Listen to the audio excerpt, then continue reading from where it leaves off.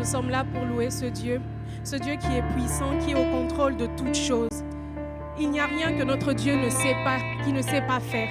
Alors je vous invite ensemble à louer ce Dieu qui peut faire l'impossible dans nos vies, à fixer les yeux, à lever les mains pour l'adorer lui et lui seul.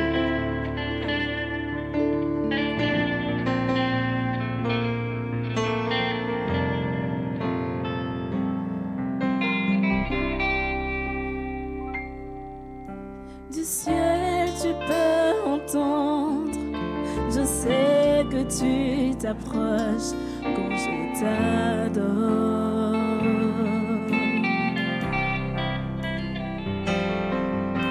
Et pris par ton amour, le vent, le vent viendront, mais je demeure. Je lève les mains vers les cieux, je te donne mon cœur, je dirai à mon âme que tu es Dieu de tout. Même si les mers se déchaînent, tu parles et tu les calmes, tu es mon repos, tu es au contrôle.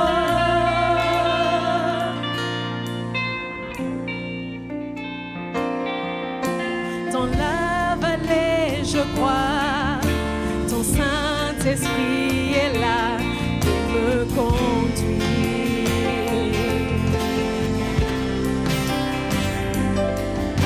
Tu me guides à chaque étape, parle-moi encore, j'ai besoin de toi.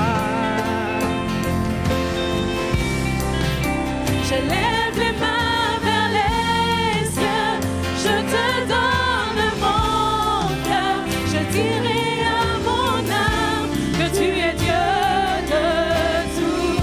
Même si les mers se déchaînent, tu parles et tu les calmes, tu es mon repos, tu es au contrôle.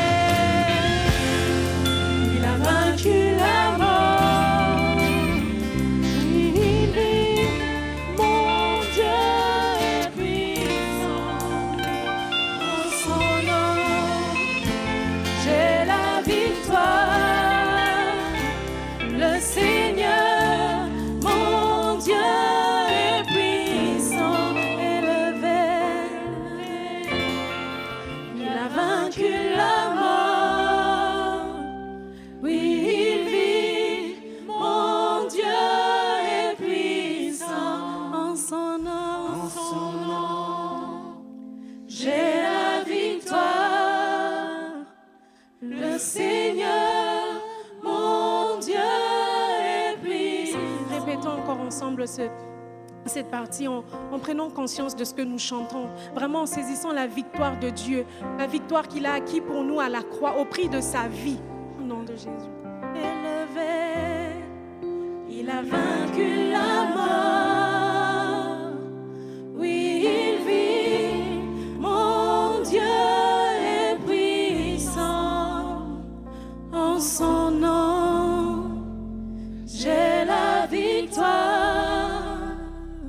Le Seigneur, mon Dieu est puissant. Élevé, élevé, il a vaincu la mort. Oui, il vit, mon Dieu est puissant. Son nom, j'ai la victoire. Le Seigneur, mon Dieu est puissant. Le Seigneur, mon Dieu est puissant. Le Seigneur, mon Dieu est puissant. Acclamons notre Dieu.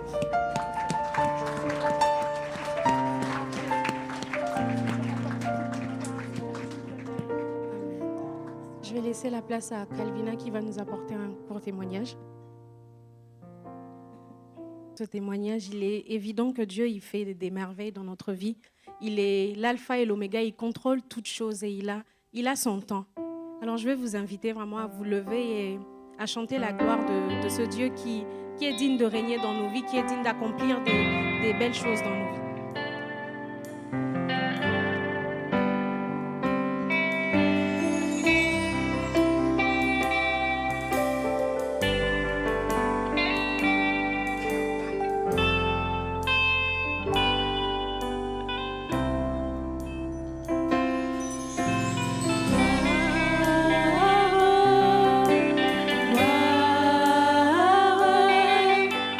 Gloire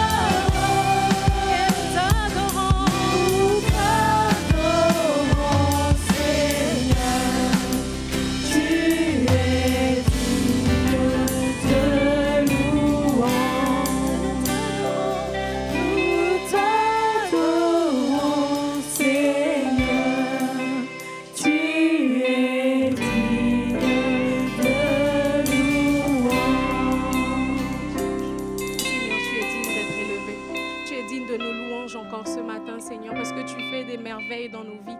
Tu fais, Seigneur, l'impossible dans nos vies, Seigneur. Même quand cela arrive, Seigneur, au moment où nous ne l'attendons pas, Seigneur Jésus, toi, tu es au contrôle de tout. Tu es puissant, tu es glorieux, Seigneur. Et c'est pourquoi, Seigneur, nous voulons fixer nos yeux, Seigneur, vers ce Dieu puissant et glorieux. Tu es digne d'être élevé. Nom de Jésus.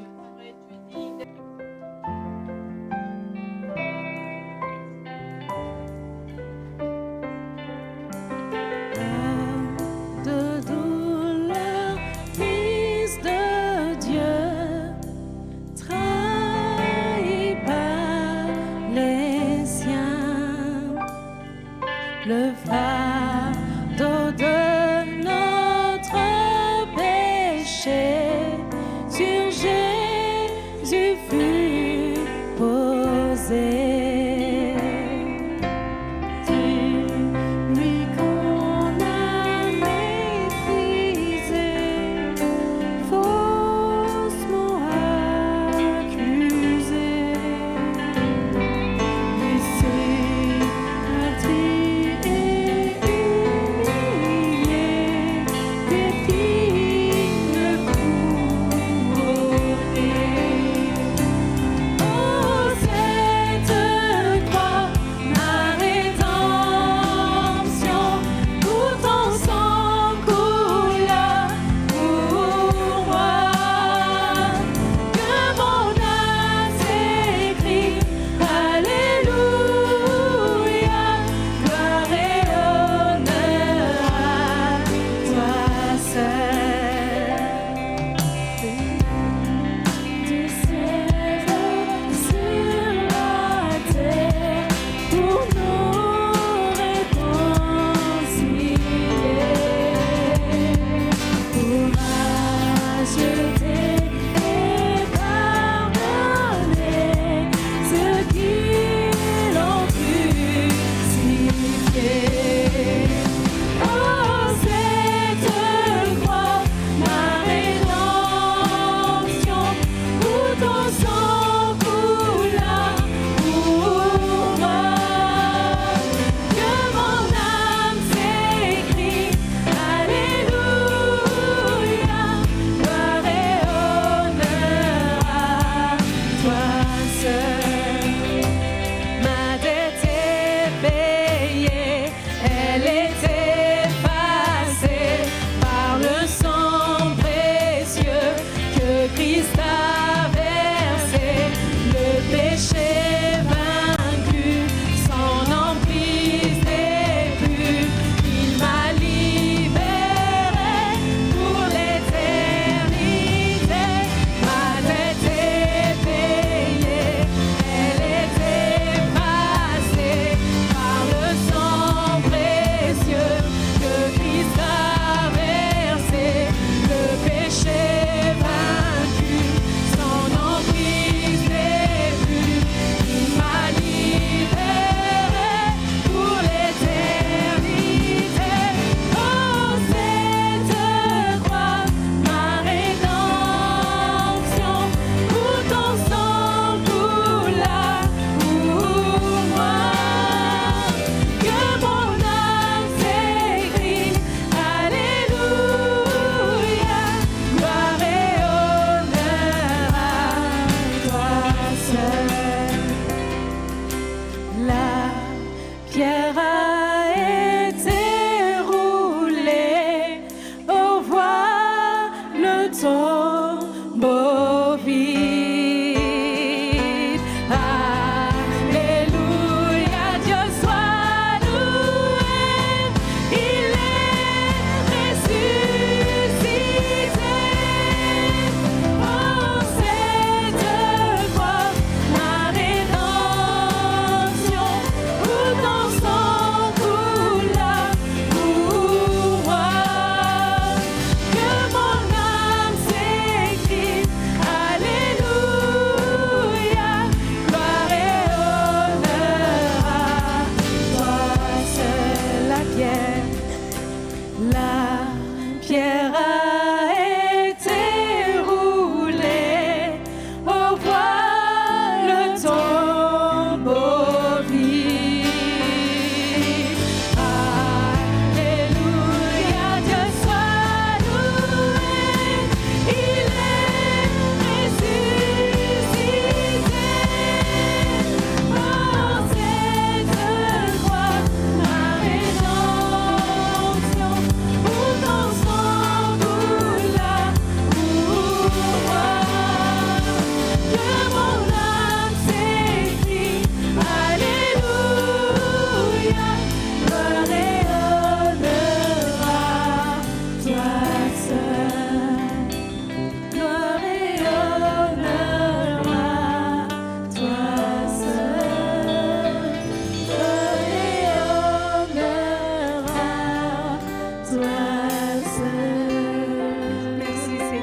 cette croix. Merci parce que tu as payé le prix pour nous, afin que nous soyons sauvés, Seigneur. Amen. Nous allons avoir le moment de l'offrande et il y a un seul tronc aujourd'hui. Et pendant ce temps, on va prendre le chant La joie du Seigneur est ma force en déclarant que vents et marées, la joie du Seigneur sera notre force. Amen.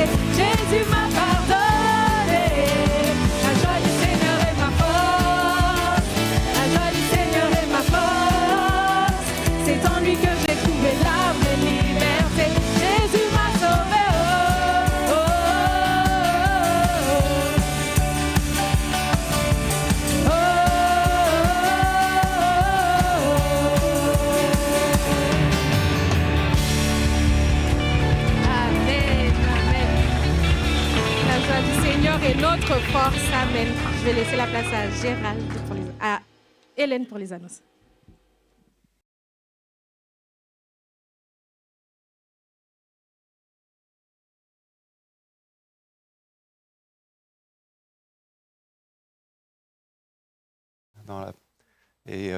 On est vraiment bénis ce matin.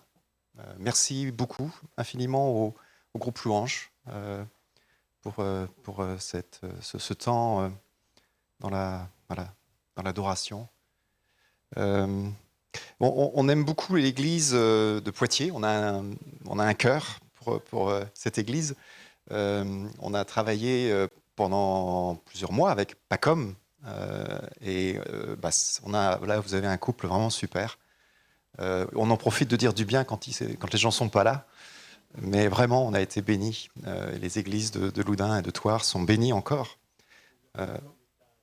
aléatoire ce matin. Donc voilà, on a travaillé ensemble et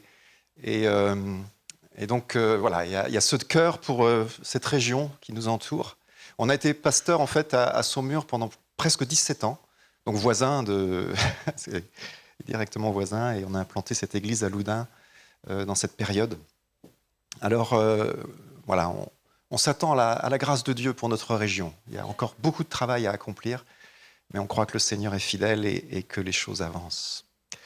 Ce matin, je voudrais partager avec vous un texte de l'apôtre Paul, les 3 premiers chapitres de 1 Corinthiens. Alors, on ne va pas lire les 3 chapitres. Je vais juste introduire avec les 2 premiers chapitres, de voir quel est le problème des Corinthiens en particulier. Et on va s'intéresser ensemble au chapitre 3 en particulier. Et en introduction, je vous invite à lire, à ouvrir votre Bible. Alors ça peut être ouvrir l'application, bien sûr. Hein. Aujourd'hui, c'est comme ça. C'est dans 1 Corinthiens, au chapitre 1, et au verset 18. Je dirai quelques versets en introduction. Donc voilà ce que l'apôtre dit, 1 Corinthiens, chapitre 1, versets 18 à 25. « Car la prédication de la croix est une folie pour ceux qui périssent. Mais pour nous qui sommes sauvés, elle est une puissance de Dieu. Aussi est-il écrit, « Je détruirai la sagesse des sages, et j'anéantirai l'intelligence des intelligents. » Où est le sage? Où est le scribe? Où est le disputeur de ce siècle? Dieu n'a-t-il pas convaincu de folie la sagesse du monde? Car puisque le monde, avec sa sagesse, n'a pas connu Dieu, dans la sagesse de Dieu, et il a plu à Dieu de sauver les croyants par la folie de la prédication. Les Juifs demandent des miracles et les Grecs cherchent la sagesse. Nous prêchons Christ crucifié. Scandale pour les Juifs et folie pour les païens. Mais puissance de Dieu et sagesse de Dieu pour ceux qui sont appelés tant juifs que grecs. Car la folie de Dieu est plus sage que les hommes et la faiblesse de Dieu est plus forte que les hommes. Amen. Voilà le début de cet épître où l'apôtre là vient bien planter le décor de ce qu'il va dire dans la suite de cet épître. Et on va essayer de réfléchir ensemble à ce qu'est la sagesse de Dieu et à grandir, puisque c'est le titre, grandir dans la sagesse de Dieu. Merci. Tu seras récompensé, mon frère, pour ce verre d'eau. Donc il oppose la sagesse des hommes, vous avez vu dans ce texte, et la sagesse du monde et la sagesse de Dieu. Il y a quelque temps, dans le début de l'année, aux États-Unis, en mai, dans cette période-là, un petit garçon de 7 ans a eu une idée un matin, c'est d'aller chercher un hamburger. Alors il a mobilisé sa petite sœur de 5 ans, et tous les deux, ils ont pris la voiture de maman, et ils sont allés chercher un hamburger. Vous savez, là où on distribue des hamburgers, vous voyez, il y a des chaînes vous en avez sûrement aussi ici, américaines. Je ne fais pas de publicité. Et il a eu cette idée d'aller chercher un hamburger. Il a pris cette initiative. Ils ont pris la voiture et ils ont fait 15 kilomètres. Et vous devinez comment ça s'est terminé? Avec un accident où il n'y a pas eu de blessés, grâce à Dieu. La croissance, grandir, la maturité, c'est pas simplement être capable de faire des choses d'adulte, mais c'est aussi être capable de voir ce qu'on peut ou ce qu'on ne peut pas faire tout seul. Avoir une sagesse. Et c'est cette sagesse de Dieu qui manquait aux Corinthiens. Ce que Paul appelle la sagesse de Dieu dans 1 Corinthiens, c'est une manière de comprendre, de voir, de vivre qui est conforme à qui est Dieu et ce que Dieu veut pour l'être humain. C'est comprendre ce que Christ lui-même est venu faire. Comprendre la personne de Jésus-Christ, qui il est et son œuvre. Christ crucifié. Et ça, c'est ce qui va influencer et impacter toute la vie chrétienne. On a célébré le repas du Seigneur parce que c'est là qu'est le cœur de tout le reste et de notre vie quotidienne.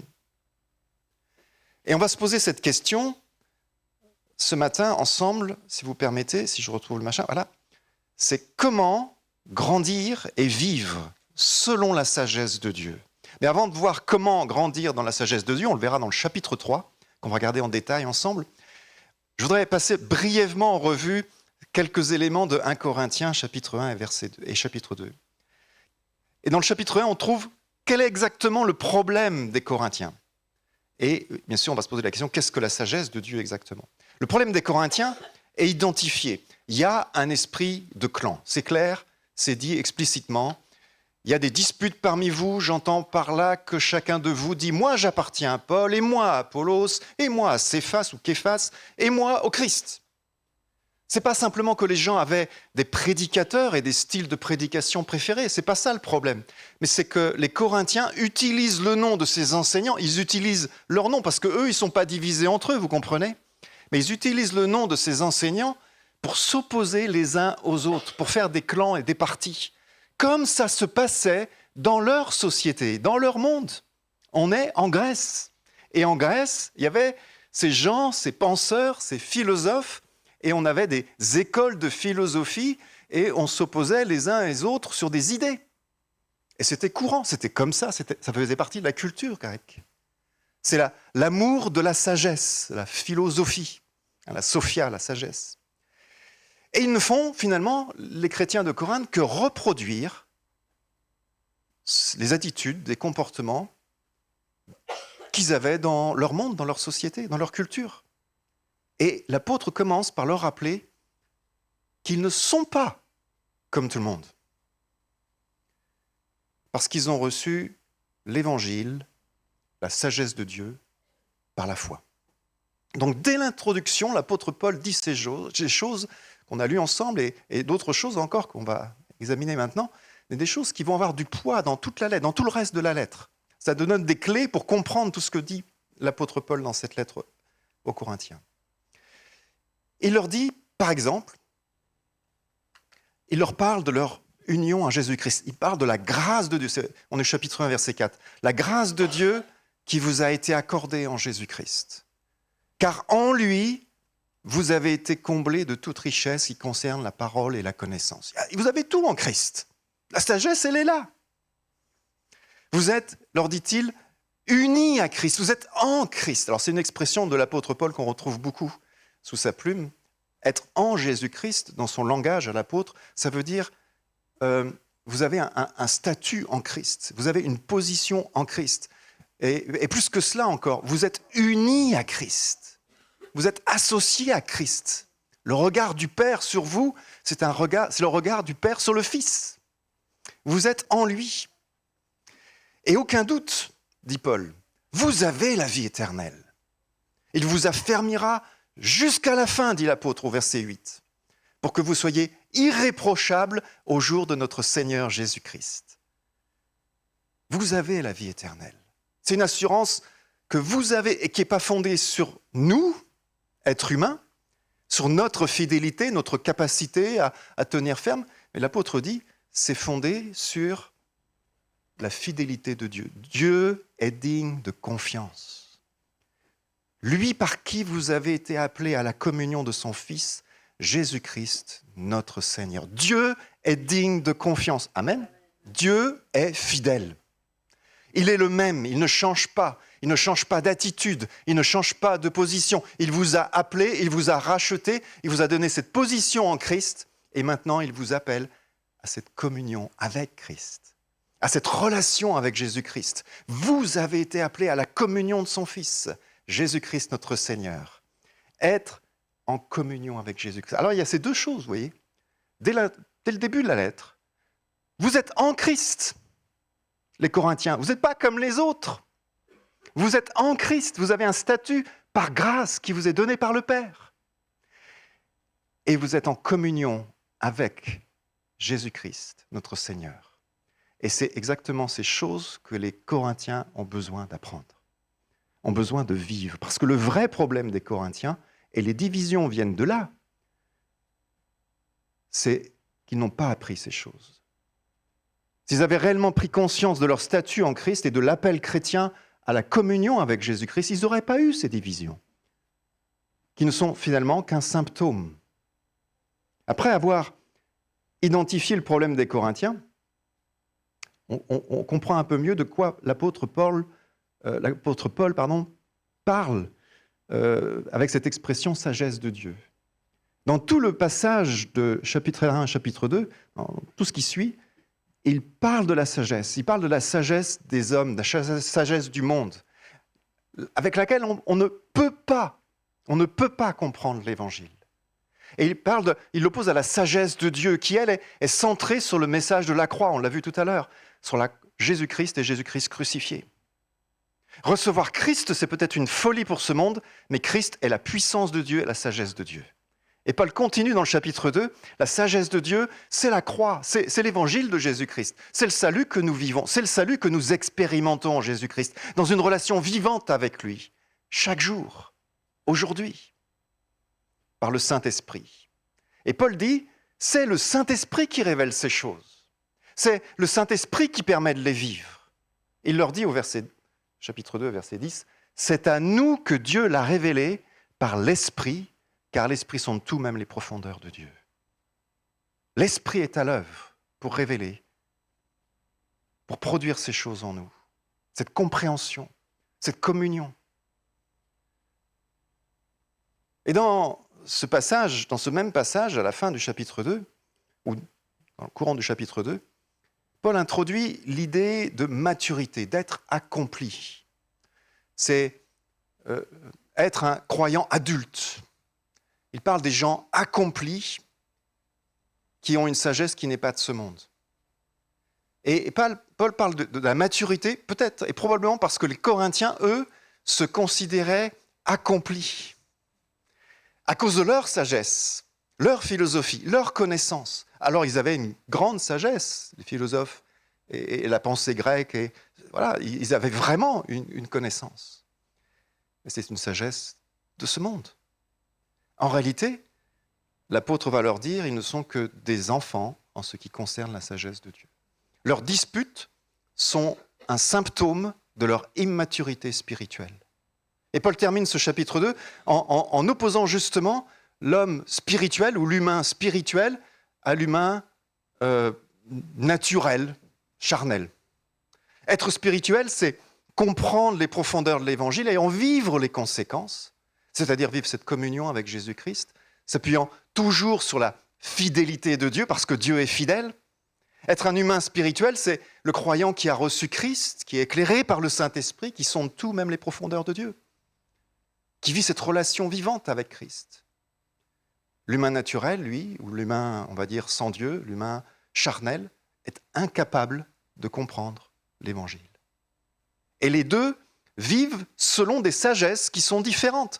La sagesse humaine ou la sagesse du monde, ce qui s'oppose à la sagesse de Dieu. On a donc là, dès les 2 premiers chapitres, identifié le problème des Corinthiens. Des divisions, oui, mais c'est des symptômes du vrai problème. Le vrai problème, c'est qu'ils ont besoin de grandir. Ils ont besoin de grandir dans ce qu'ils sont en Jésus-Christ. Ils sont déjà spirituels en Jésus-Christ. Ils ont déjà reçu l'Esprit. Ils ont déjà reçu Christ dans leur vie. Et c'est le Saint-Esprit qui va les éclairer et leur permettre de vivre selon cette vraie sagesse de Dieu. Et on arrive au chapitre 3.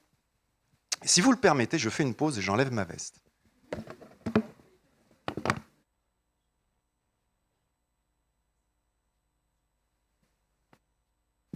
Désolé. Comment croître dans la sagesse de Dieu ? Alors, l'histoire du petit garçon, qui est une histoire vraie, hein, ça peut faire sourire. Mais l'issue aurait pu être dramatique quand même. La tôle froissée, c'est pas grave. Un peu de casse. Mais il aurait pu se blesser sa petite sœur, ou blesser un passant, blesser quelqu'un, ou tuer quelqu'un même. Être immature, pour un enfant, c'est normal, non ? Et parfois, pour un chrétien, aussi.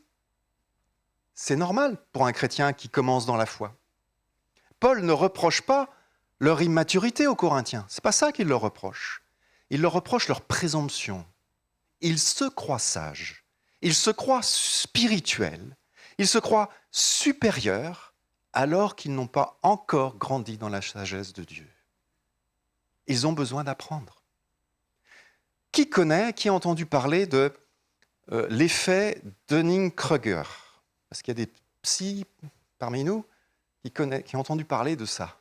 Effet Dunning-Kruger. Ça vous dit quelque chose? Ouais? Pour ceux qui n'en ont pas entendu parler, j'essaye d'expliquer en 2 mots ce que c'est. Dunning et Kruger, ce sont 2 psychologues, 2 chercheurs. Dans les années 90, ils sont intéressés à un phénomène. On raconte une petite histoire, je crois que c'est un mythe, je vous laisse juge.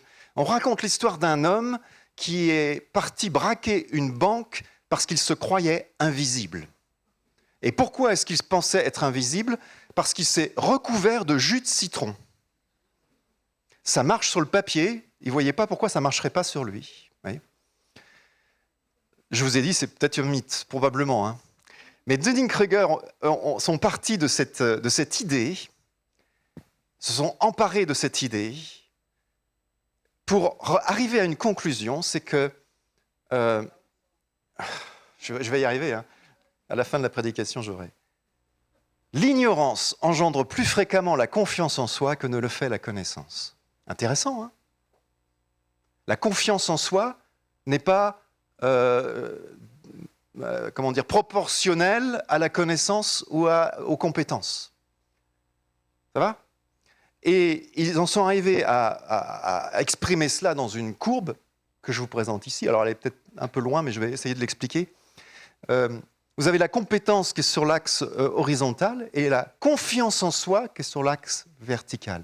Et vous voyez que la courbe fait ça, tout simplement parce que quand on acquiert un tout petit peu de connaissances ou de compétences et de capacités, on a soudainement une grande confiance en soi. On se croit capable de plein de choses et d'avoir tout compris. Jusqu'au moment où on avance un petit peu et là, on réalise qu'on a encore énormément de choses à apprendre. Les étudiants savent de quoi je parle. Tous, on passe par là dans différents domaines. Hein. Et cette courbe est beaucoup utilisée dans les entreprises pour comprendre les comportements. Voilà, c'est des choses qui sont connues en fait.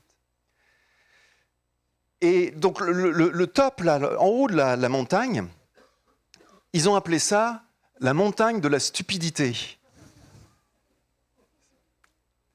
C'est le nom qu'ils ont donné, c'est pas moi, hein, d'accord? Je veux pas. Donc c'est une surévaluation de soi-même. On croit avoir tout compris. Et puis après, quand on avance, on va tout au fond là. Ils ont appelé ça la vallée de l'humilité. Ça j'aime beaucoup, la vallée de l'humilité. On comprend qu'on ne sait pas. Et puis après, on acquiert encore des compétences, des connaissances et des capacités. Et là, on va retrouver confiance en soi. Mais ça prend du temps. Parce qu'on réalise qu'on a tant de choses à apprendre, en fait. Vous voyez où je veux en venir? Être sur la montagne de la stupidité, c'était exactement ce qui se passait à Corinthe. Une grande confiance en soi, alors qu'ils n'avaient pas encore grandi dans la connaissance du Fils, par le Saint-Esprit, qu'ils avaient tant à apprendre, tant à découvrir. Et être sur la montagne de la stupidité, ça peut être dangereux, comme le petit garçon qui a pris la voiture, qui a cru qu'il pouvait aller conduire et aller chercher un hamburger avec sa petite sœur. Ça peut être dangereux. Et l'apôtre Paul, s'il écrit cette épître, c'est parce qu'il y a un danger pour cette Église. Les Corinthiens, à cause de la montagne de la stupidité, mettent en danger l'unité de l'Église, l'existence même de l'Église de Corinthe. Et Paul ne se contente pas de montrer le problème dans les 2 premiers chapitres, et il donne la solution dans le chapitre 3. Et c'est ça qu'on va voir ensemble. 3 points. 3 choses qui leur montent dans le début de ce chapitre 3. 3 outils qui nous sont encore utiles aujourd'hui, parce que c'est la parole inspirée de Dieu, et elle est là pour notre enseignement, pour connaître la croissance aujourd'hui dans notre vie, cette croissance dans la sagesse de Dieu. D'abord, un test de notre croissance chrétienne. Où est-ce que nous en sommes sur cette courbe? Où est-ce qu'on en est sur l'axe horizontal? Ensuite, c'est la bonne attitude vis-à-vis de Dieu. pour la croissance et la bonne vision ou la bonne attitude vis-à-vis de nous-mêmes pour continuer à croître. Voilà les 3 choses que l'apôtre montre à ses chrétiens. 3 points, 3 images. La première reprend l'image de l'adulte qu'il a déjà évoquée, opposée à l'enfant, mais qui est associée à cette opposition qu'il a déjà faite entre l'homme spirituel et l'homme naturel, ou charnel, l'humain tout seul en fait. On lit ce passage ? Je vous l'ai mis. « Quant à moi, mes frères, ce n'est pas comme à des êtres spirituels que j'ai pu vous parler, mais comme à des êtres charnels, comme à des tout-petits dans le Christ. Je vous ai donné du lait, non pas de la nourriture solide, car vous n'auriez pas pu la supporter.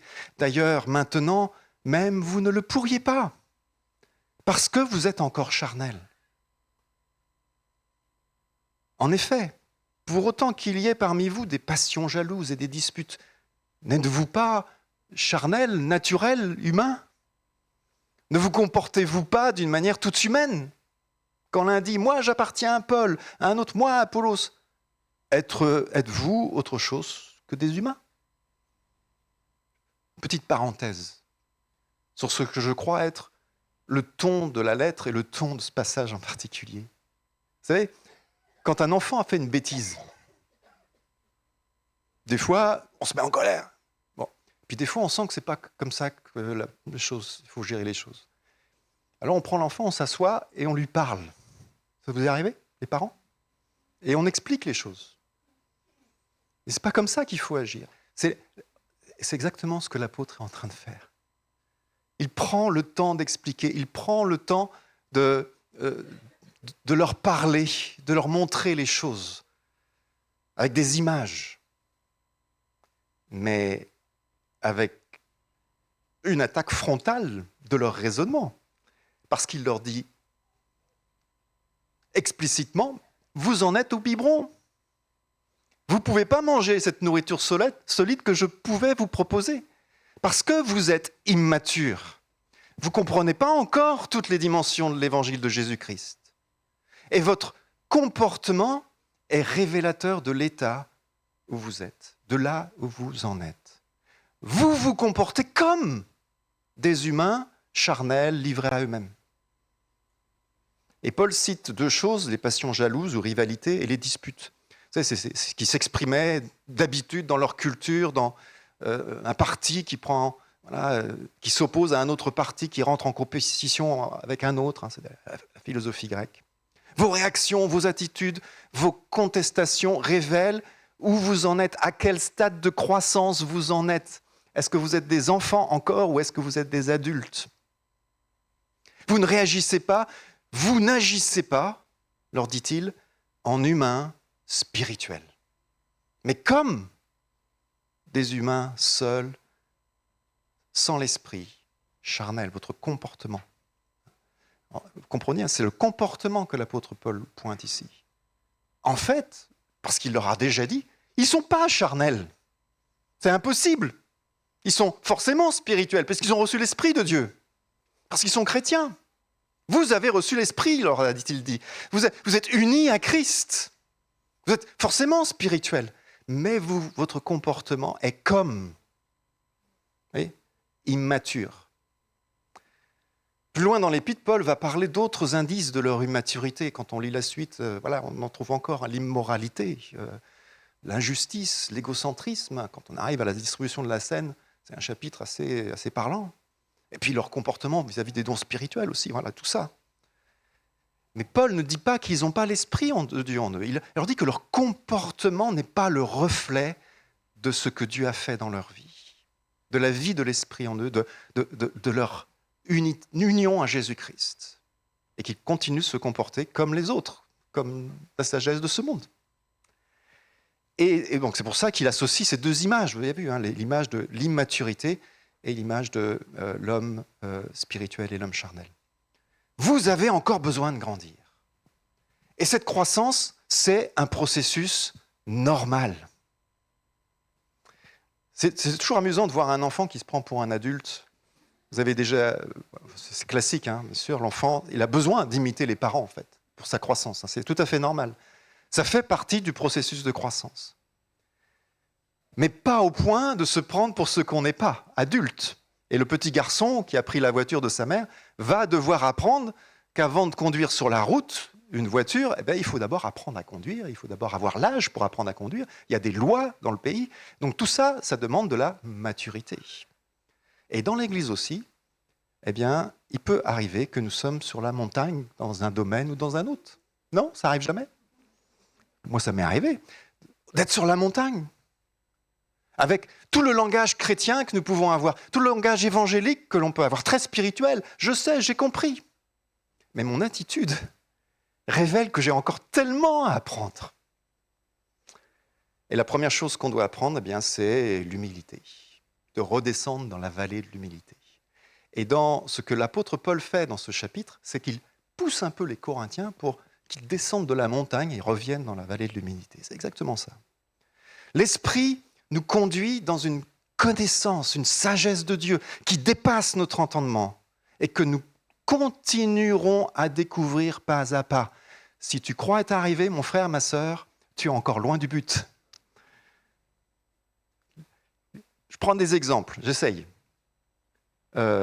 Lire toute la Bible n'est pas un exploit. Vous savez, quand je fais des préparations au baptême avec des jeunes chrétiens qui viennent de se convertir, j'insiste sur la lecture de la Bible. J'insiste sur la nourriture spirituelle qu'est la parole de Dieu. Amen ? Vous êtes d'accord, hein ? Amen. Lire la Bible, c'est essentiel pour la vie du croyant. Et je leur dis, c'est normal de lire toute la Bible. Ah, il y en a qui vont, oh là là, lire toute la Bible, c'est un gros livre. Enfin, là, non, ce n'est pas un exploit, lire la Bible. C'est normal pour un chrétien de lire toute la Bible, toute la parole de Dieu. Si la Bible est la parole de Dieu, alors j'ai besoin de lire tout ce qu'elle dit. Mais quand on lit toute la Bible et qu'on prétend tout connaître, quand on l'a lu une fois, il n'y a pas de badge dans la vie chrétienne, il n'y a pas de médaille dans la vie chrétienne. Quand on peut avoir lu la Bible 10 fois, 100 fois, voilà. Peut-être. On a étudié l'Écriture, on a connu un miracle, on a connu une guérison, on a fait une expérience, on parle en langue et on est sur notre montagne et on juge les autres. Et on méprise les autres. Ça arrive jamais, ça ? On se compare, on s'élève au-dessus des autres. C'est exactement le comportement des Corinthiens. Sur la montagne de la stupidité. C'est pas moi qui l'ai appelé comme ça, désolé. Donc Paul appelle à une prise de conscience. Où est-ce que j'en suis ? Où est-ce que nous en sommes ? Il faut reconnaître, c'est la première chose à voir notre état. Où en sommes-nous ? Est-ce qu'on est capable de voir le chemin que nous avons encore à parcourir ? Parce que si on pense qu'on n'a rien à apprendre, qu'on se croit déjà arrivé, c'est la preuve qu'on a encore beaucoup de choses à apprendre, qu'on est immature en réalité.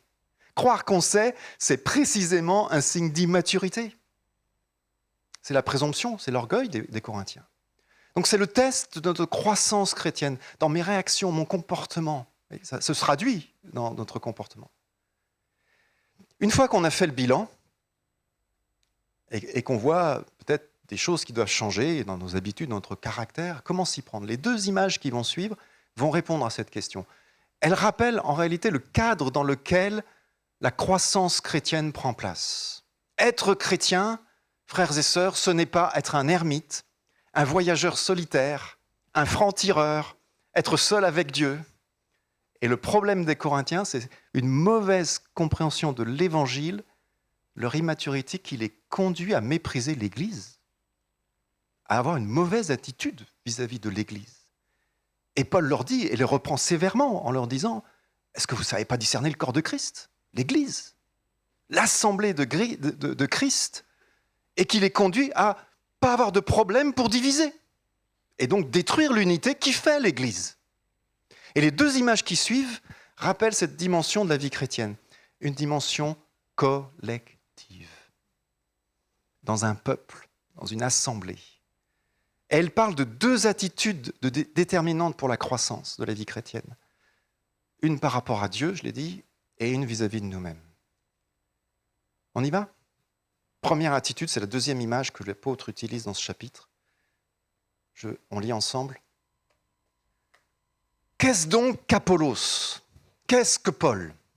Des serviteurs, par l'entremise desquels Vous êtes venus à la foi selon ce que le Seigneur a accordé à chacun. Moi, j'ai planté, Apollos a arrosé, mais c'est Dieu qui faisait croître. Ainsi, ce n'est pas celui qui plante qui importe, ni celui qui arrose, mais Dieu qui fait croître. Celui qui plante et celui qui arrose ne sont qu'un, mais chacun recevra son propre salaire selon son propre travail. Car nous sommes j'aime beaucoup ça, nous sommes des collaborateurs de Dieu. Et il dit, vous êtes le champ de Dieu, l'image du champ, vous êtes la construction de Dieu, l'image de l'édifice. La pensée principale dans ce passage, c'est que tout dépend de Dieu et tout lui appartient. C'est Dieu qui fait croître. Les prédicateurs les pasteurs ne sont que des serviteurs, ouvriers avec Dieu, collaborateurs. Alors, imaginez dans la culture grecque à l'époque, replacez-vous dans le contexte de l'époque, dans la culture où être serviteur, c'était souvent être esclave, ne pas avoir d'importance dans la société, vous voyez. Quand on allait visiter une maisonnée, une maison, on ne s'adressait pas à l'esclave ou au serviteur. C'est au maître de maison qu'on s'adresse, bien sûr. Et donc, vous voyez, cette image, elle résonne d'une manière particulière pour les Grecs à cette époque. Qui est le propriétaire? Qui est le maître? C'est Dieu. Et nous ne sommes que des ouvriers, embauchés peut-être à la journée, pour un temps, pour servir. Et dans l'esprit des Grecs et dans l'Antiquité, c'était stupide de regarder l'esclave ou au serviteur. De la même manière, c'est aussi stupide de regarder aux hommes, aux prédicateurs, plutôt que de regarder à Dieu. Vous savez, depuis la chute, depuis Genèse chapitre 3, le problème des êtres humains, c'est la perspective. On ne voit pas plus loin que le bout de notre nez. On a une myopie spirituelle. Moi, je suis myope comme une taupe. J'ai des lentilles, vous ne voyez pas, mais je suis myope comme une taupe. Une myopie spirituelle. On regarde aux hommes, on regarde à nous-mêmes plutôt qu'à Dieu. Et on raisonne, on pense de manière humaine, naturelle, immature, Paul dit charnelle. Ça conduit à vouloir prendre les choses en main par nous-mêmes. Ça nous conduit, par exemple, pour être un bon chrétien, à faire des efforts et à faire les bonnes choses pour être un bon chrétien, alors que le Seigneur nous dit que c'est le Saint-Esprit qui nous transforme. C'est lui qui fait l'œuvre en nous. Amen. C'est le Saint-Esprit qui accomplit l'évangile de Jésus-Christ en nos cœurs. Et pour la vie de l'Église, c'est pareil. On veut régler, régimenter, organiser, parfois sur la base de la sagesse humaine. Et ça nous amène à regarder aux êtres humains, aux hommes. Alors je parle de l'Église, pas de l'Église locale, mais de l'Église en général, vous voyez. Alors on regarde à ces grands prédicateurs, alors charismatiques, je ne sais pas, mais en tout cas populaires, plutôt que de se laisser conduire par celui qui fait croître. Ça n'existe pas, ça, les héros évangéliques, il n'y a pas des fans dans le monde évangélique, il n'y a pas un star system évangélique. Non, ça n'existe pas. Malheureusement, oui, ça existe. Parce qu'on importe des choses de notre culture et on les met dans l'Église, exactement comme on fait les Corinthiens, en fait. On réagit pareil. Et c'est révélateur d'une immaturité. Paul corrige cette compréhension de l'Église et de la vie chrétienne et d'une croissance qui doit rester totalement dépendante de Dieu. Nous sommes dépendants de Dieu pour notre croissance. Amen. La croissance dépend de Dieu lui-même. Et ça nous remet à notre place, nous les serviteurs de Dieu aussi. Parce que les ouvriers agricoles embauchés à la journée, oui, il faut être humble. Ça nous apprend la bonne attitude d'une totale dépendance, sachant que Dieu est fidèle. C'est une attitude de foi dépendant qui regarde en haut. Par la foi, on apprend à dépendre de lui. Chacun d'entre nous, et l'Église, par la foi, on avance pas à pas sur cette courbe et on apprend avec lui. Là où nous en sommes, à notre place comme serviteurs, dans son champ, dans son Église, c'est le champ de Dieu et la construction de Dieu. Donc la croissance dépend de lui. Et la bonne attitude vis-à-vis de Dieu pour la croissance, c'est donc prendre cette posture de foi dépendante, d'une foi qui sait que nous dépendons de lui en tout. Et arrêtez de croire qu'on y arrive tout seul. Dieu est fidèle. Il nous fait croître, il me fait croître. Il fait avancer son Église, c'est lui qui fait croître. Troisième image. L'Église, dit l'apôtre, est l'édifice de Dieu, le temple. Et ça parle de notre attitude par rapport à nous-mêmes. Regardez ce qu'il dit un peu juste après, au verset 10. « Selon la grâce de Dieu qui m'a été accordée, comme un sage maître d'œuvre. » On est en plein dans un projet immobilier, on sait ce que c'est qu'un maître d'œuvre à Angers. « J'ai posé les fondations, quelqu'un d'autre construit dessus, mais que chacun prenne garde à la façon dont il construit.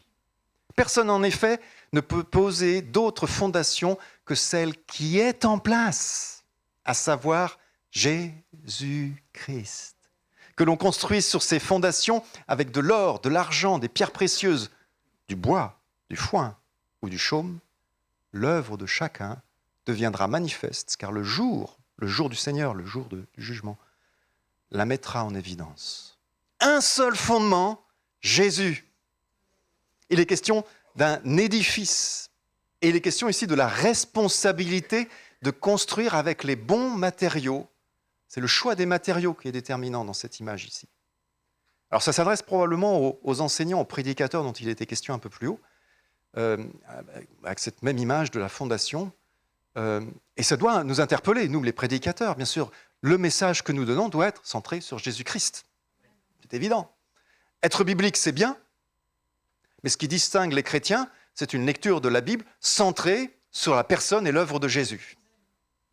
Donc aux enseignants et aux prédicateurs en premier, mais ça s'adresse aussi à chacun de nous, parce que l'image fait référence au temple dans lequel nous sommes tous appelés à construire.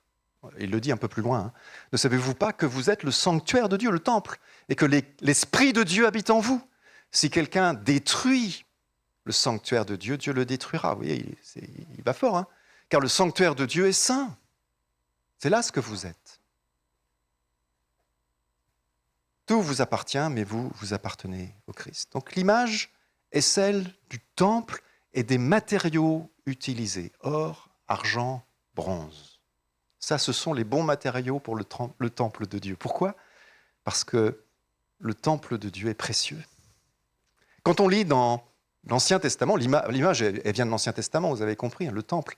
Et quand on lit la construction du sanctuaire dans l'Ancien Testament, alors on peut lire dans Exode ou dans le premier livre des rois, dans l'Exode pour le tabernacle, et dans 1 roi pour le temple de Jérusalem, il est question d'un certain Betsaléel.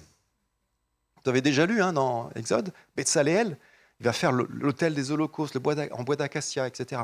Et donc il construit toutes ces choses, tous ces ustensiles et tous ces éléments dans le temple, ou dans le tabernacle. Est-ce que vous avez une idée de la quantité d'or utilisée? Énorme? Donnez un chiffre. 400 kilos. Encore un peu plus. 1 tonne. 1 tonne d'or. 1 tonne d'or dans le c'était pas très très grand le tabernacle. 1 tonne d'or pour tous les ustensiles et tout ce qui était là. Donc ça devait. Mais il n'y a pas que l'or, il y a l'argent. L'argent, est-ce que vous avez une idée il y a encore plus d'argent, c'est 3,5 tonnes d'argent. Et 2,5 tonnes presque de bronze. Le lieu où Dieu réside est précieux, a de la valeur. Et le fondement, Christ, est précieux. De quoi est-ce que parle cet or, cet argent dans le temple? Ça parle certainement de la pureté, de la sainteté, de la présence de Dieu, oui, mais ça nous annonce à quel point le temple de la nouvelle alliance, c'est-à-dire nous, l'Église de Jésus-Christ, nous sommes précieux en Jésus-Christ, qui est le fondement de ce temple. Amen. Paul dira un peu plus loin dans cette même épître, « Vous avez été rachetés à grand prix. Glorifiez donc Dieu dans votre corps et dans votre esprit qui appartiennent à Dieu. » Et Pierre, l'apôtre Pierre, dans sa première épître, va souligner encore l'or, l'argent. Mais c'est plus qu'une image. C'est le prix de ce que Dieu a donné pour nous sauver. Il dit, ce n'est pas par des choses périssables, par de l'argent ou de l'or que vous avez été rachetés, de la vaine manière de vivre que vous aviez hérité de vos pères, mais par le sang précieux de Christ, comme d'un agneau sans défaut et sans tache, prédestiné avant la fondation du monde, manifesté à la fin des temps à cause de vous. Et par lui, croyez en Dieu, lequel l'a ressuscité des morts et lui a donné la gloire, en sorte que votre foi et votre espérance reposent sur Dieu. Amen. Dieu a donné ce qu'il avait de plus précieux, le Fils éternel. On a, frères et sœurs, vous venez là dimanche après dimanche, vous prenez la Sainte Seine tous les dimanches, mais on fait cet acte, on médite ces choses, mais je pense qu'on a du mal à mesurer pleinement le coût payé par Dieu dans l'abaissement de l'incarnation, le Créateur éternel, infini, qui se fait être humain, qui se fait créature. On a du mal à mesurer. Ouais, je dis les mots, mais est-ce que nous le mesurons vraiment, vous voyez ? La rédemption, il accepte la mort, la mort est le lot des êtres humains, pécheurs, et il accepte la mort à cause du péché. Il l'a fait pour ceux qui l'ont rejeté. Ceux qui sont ennemis de Dieu, l'apôtre Paul dira, alors que nous étions ennemis, Dieu nous a réconciliés avec lui par la mort de son Fils. L'amour de Dieu a dépassé toutes les barrières cosmiques pour nous sauver, parce que nous sommes précieux à ses yeux. Nous sommes en Christ, nous sommes son temple. Nous qui sommes indignes, il nous a trouvés dignes de son amour. Tu es précieux à ses yeux. Je sens qu'il y a quelqu'un qui doute là encore. L'Évangile le dit, la parole de Dieu le dit. Il parle, cet Évangile, ce message d'amour, de grâce, de don gratuit, d'un don immérité, d'une faveur imméritée, de pardon, de compassion, de bonté, de patience, de fidélité. Ça, c'est les matériaux précieux de cette fondation en Jésus-Christ. Et c'est ces matériaux-là que nous sommes appelés à utiliser pour construire. On ne peut pas prêcher autre chose que ces choses. Nous sommes appelés à vivre l'amour, la grâce, la générosité, le pardon mutuel, la compassion, la bonté, la patience, la fidélité. Galates 5, 22, pour ceux qui connaissent ce texte, je vous invite à le relire. Joie, paix, patience, bonté. Le fruit de l'esprit. Il y a des chrétiens, et j'ai souvent rencontré cela, et je pense que c'est un mal malheureusement qui est fréquent, sont parfois bloqués dans leur vie spirituelle parce qu'ils se considèrent constamment indignes de Dieu. Ils n'arrivent pas à entrer pleinement dans la grâce que Dieu veut répandre dans leur vie. Et ils restent là avec leur culpabilité. Alors oui, tu es immature, oui, tu fais... Il y a des choses qui ont besoin de changer. Mais le Seigneur t'aime et tu es précieux à ses yeux. Tu peux te sentir indigne, sale, sans valeur. Mais le Seigneur a payé un grand prix pour toi. Tu as de la valeur à ses yeux. Et lorsqu'on commence à comprendre, à prendre conscience de ce qu'on est pour Dieu, précieux, plus même que l'or, l'argent, le bronze, qu'il a fait de nous ses enfants, les héritiers du roi des rois, unis à Christ. Et Paul leur redit un peu plus loin, vous êtes le temple, votre corps est le temple du Saint-Esprit. Dieu habite dans ce lieu qu'est ta vie, ton corps. Quand on réalise ces choses, quand on prend conscience de ces choses, alors on va agir selon cette réalité. Réaliser, savoir ce que nous sommes, qui nous sommes, va conduire nos choix, va conduire nos décisions. Je prends une image. C'est l'image d'un homme. C'est pas les États-Unis, c'est l'Amérique du Sud. Je crois que c'est l'Argentine, si mes souvenirs sont bons. Un homme que des avocats ont cherché pendant des mois et des mois. Ils l'ont cherché partout. Et ils ont fini par le trouver dans la rue. Il était SDF depuis des années. Et ils l'ont cherché pendant des mois et des mois. Et quand ils ont enfin réussi à le trouver, ils lui ont appris qu'il était milliardaire, qu'il avait hérité.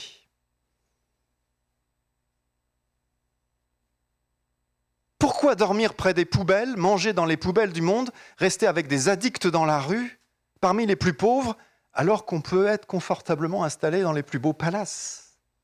Nous nourrir de ce qu'il y a de meilleur. Apprendre à connaître la personne la plus importante de l'univers, Jésus-Christ, par le Saint-Esprit qu'il a mis en nous.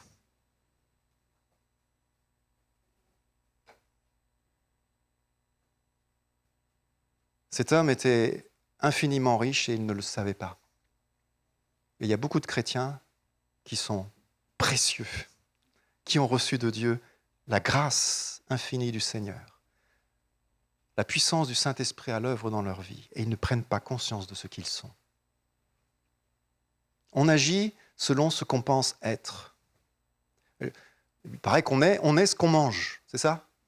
On est ce qu'on mange. Jésus a dit, on agit selon ce qu'il y a dans notre cœur. C'est du cœur que viennent les actes et les pensées.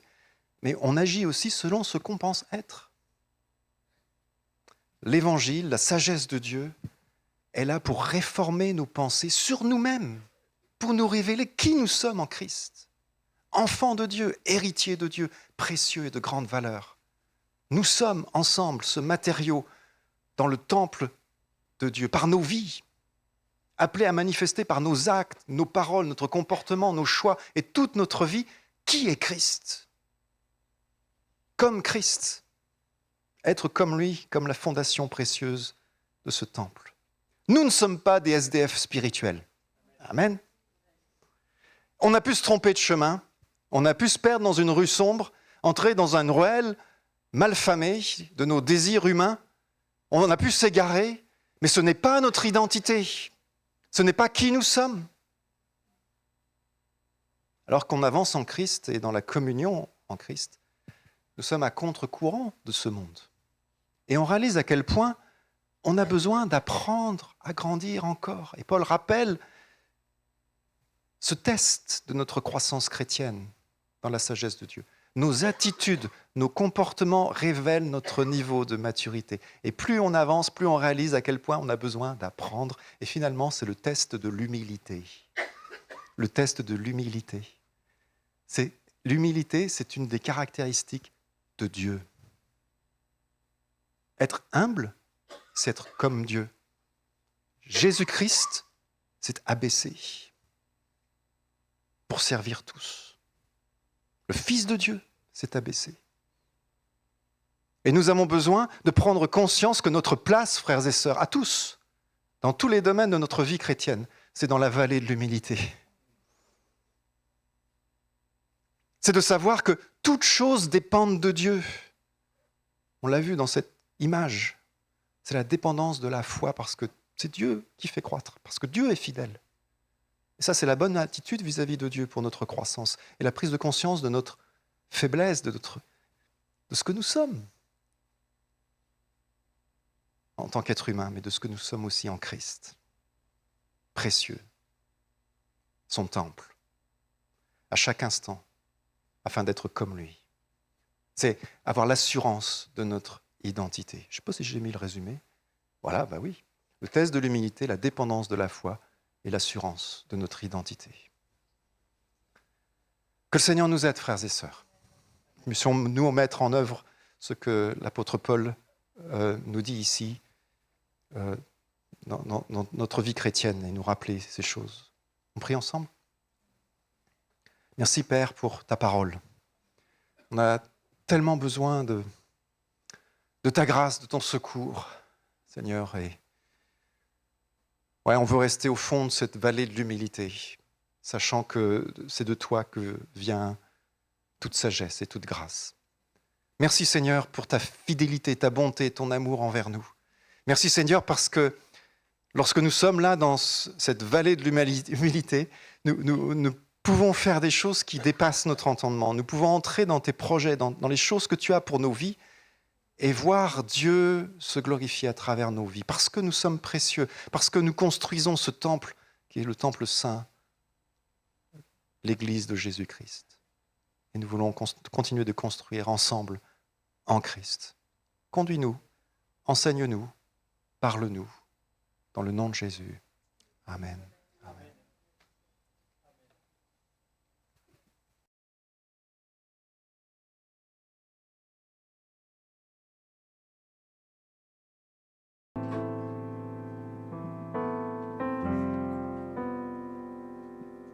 Amen. Je vais vous inviter à vous lever. Oui. Je vais vous inviter à vous lever. On va prendre ensemble ce chant, la bénédiction, en faisant de cela une prière pour qu'on puisse se bénir ensemble mutuellement et que vraiment nous puissions grandir en sagesse et en stature devant Dieu. Amen.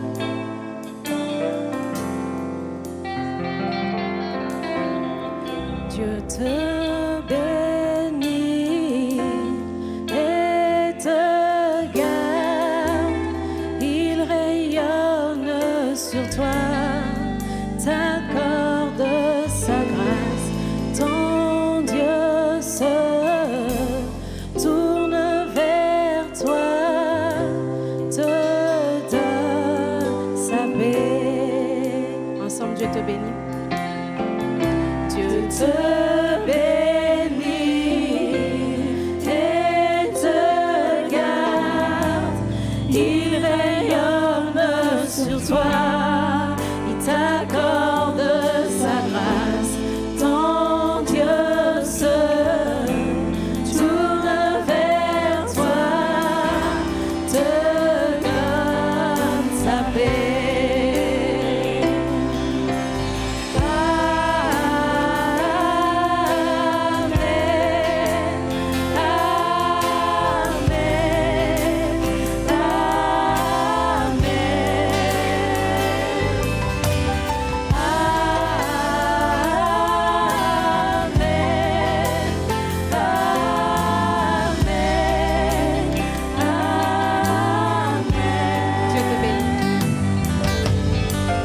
Dieu te bénit et te garde, il rayonne sur toi, il t'accorde sa grâce, ton Dieu se tourne vers toi, te donne sa paix.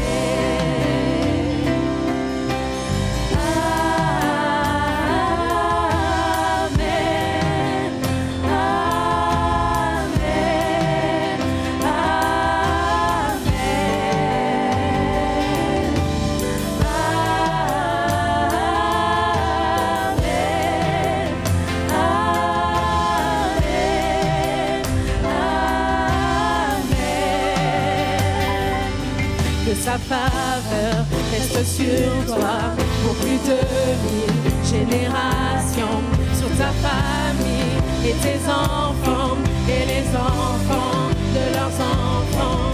Que sa présence t'environne, là avec toi, à tes côtés, qu'elle t'inonde et t'entoure. Il est pour toi, dès le matin jusqu'au coucher, à chaque pas, veillant sur toi, dans les larmes et dans la joie. Il est pour toi, il est pour toi, il est pour toi, il est pour toi, il est pour toi, il est pour toi, il est pour toi, il est pour toi.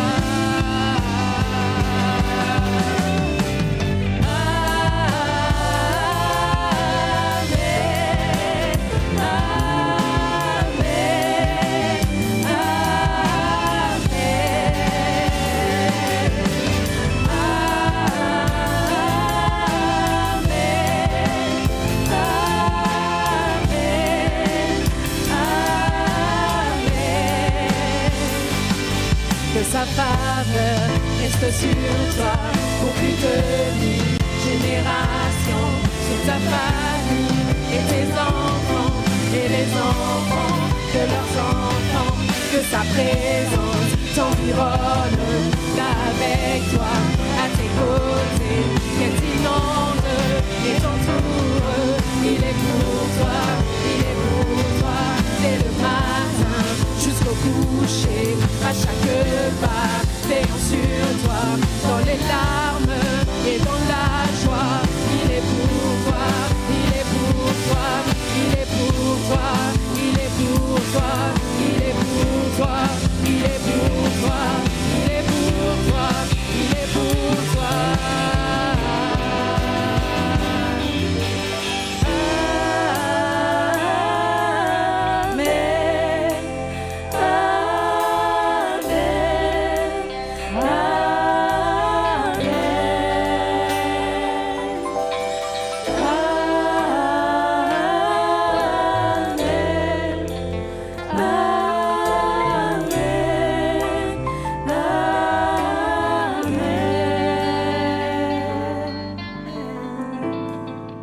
Seigneur, merci.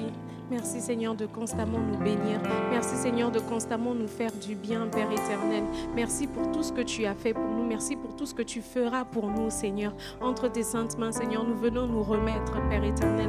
Papa, nous voulons grandir, Seigneur, grandir dans la connaissance de toi, grandir dans la connaissance de cette sagesse, Père éternel, devant toi, Seigneur. Merci de rester avec nous. Merci de nous entourer de tes bras d'amour, Père éternel. Vraiment que cette semaine puisse être une semaine, Seigneur, où nous allons encore faire des expériences merveilleuses avec toi, Seigneur, où tes bénédictions vont encore abonder dans notre vie, dans le nom puissant de Jésus-Christ. Amen. Bon dimanche.